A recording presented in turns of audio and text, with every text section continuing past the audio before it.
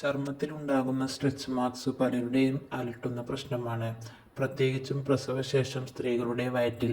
ഗർഭകാലത്ത് വയറു വലുതാകുമ്പോൾ ചർമ്മം വലിയുന്നതും ഇലാസ്തികത പോകുന്നതുമെല്ലാം വയറ്റിൽ പാടുകളും സ്ട്രെച്ച് മാർക്സ് വീഴാനും ഇടയാക്കുന്ന ഒന്നാണ്.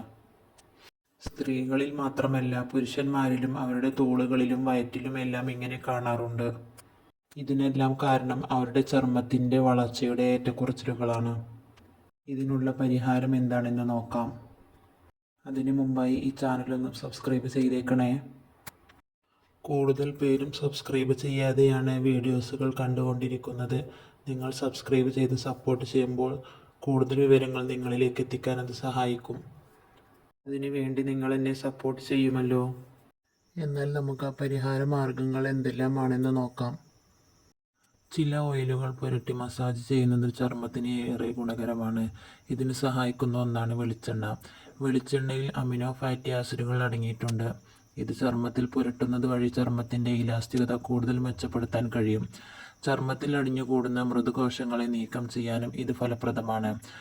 മറ്റൊന്നാണ് ഒലീവ് ഓയിൽ. ഒലീവ് ഓയിൽ പുരട്ടുന്നതും സ്ട്രെച്ച് മാർക്സ് അകറ്റാൻ ഏറെ നല്ലതാണ്. Olive oil vitamin A, D, E എന്നിവയാൽ സമ്പന്നമാണ്. അതുപോലെ ബദാം ഓയിലും ചർമ്മത്തിന് വളരെ നല്ലതാണ്.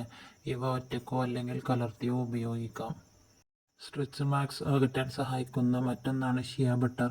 പുതിയ ചർമ്മം രൂപപ്പെടുത്താൻ സഹായിക്കുകയും ഇലാസ്തികത മെച്ചപ്പെടുത്തുകയും സ്ട്രെച്ച് മാർക്കുകളെ മികച്ച രീതിയിൽ ഒഴിവാക്കുകയും ചെയ്യുന്ന ഘടകമാണ് ഷിയ ബട്ടർ.